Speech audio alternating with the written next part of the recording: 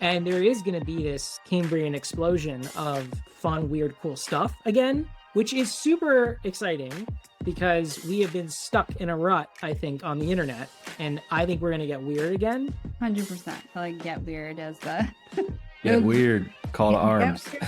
Get weird. What would be your top advice about building an AI company in the next, let's say, year or two? I think folks are going to have to be really ambitious. That's my take. I think if you want to start a new company, you're going to have to take on a problem that it would seem ridiculous that a small team could actually solve. And the reason I say that is because I fully believe these workflow engine tools will get a lot better and will get more broadly available to where businesses have them and they can start to use them and will want to like easily put that work into practice.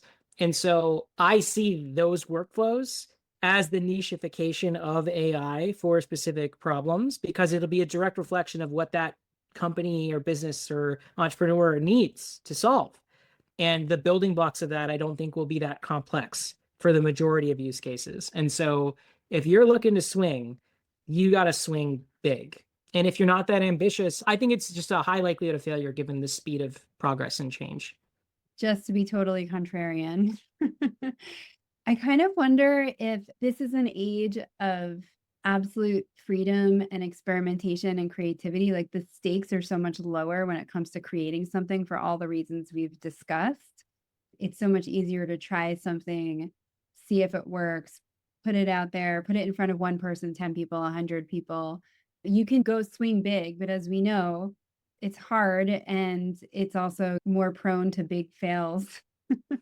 But I think also another way to niche down is with tiny experiments, just creating something, putting it out there, seeing the way it resonates. The reason I'm saying all this is I'm thinking back to the last big sort of web development, app development boom. And that's what a lot of it was. It was a lot of people just being inspired about little apps on your phone or, silly websites that could do fun little things for you. And that's where a lot of the big things that we do today came from and are coming back, by the way, too.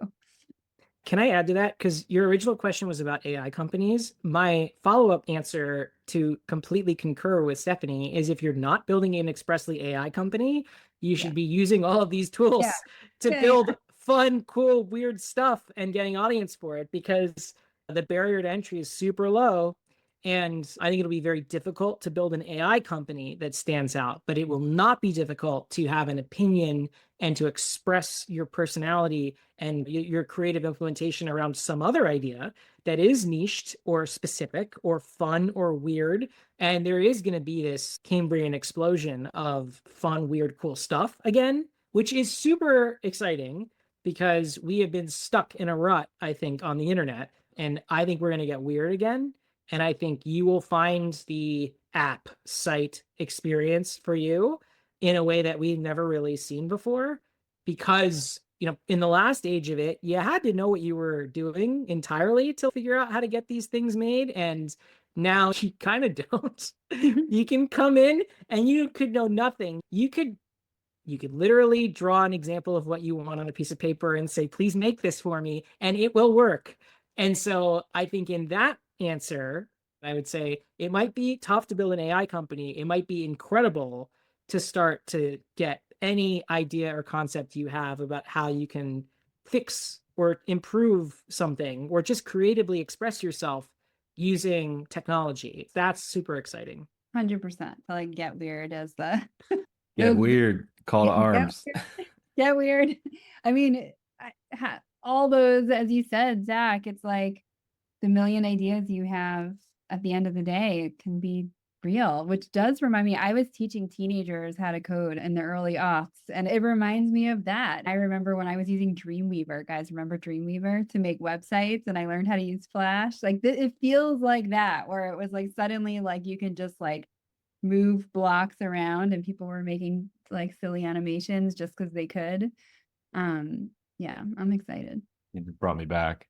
Yeah, it's like we've been talking about, there's no excuse anymore to not make the thing that's in your head, which is super exciting. It's also scary and weird, but I think that's a great note to end on. Let's get weird. Everybody should experiment rapidly and just try stuff out and see if you could bring your ideas to life.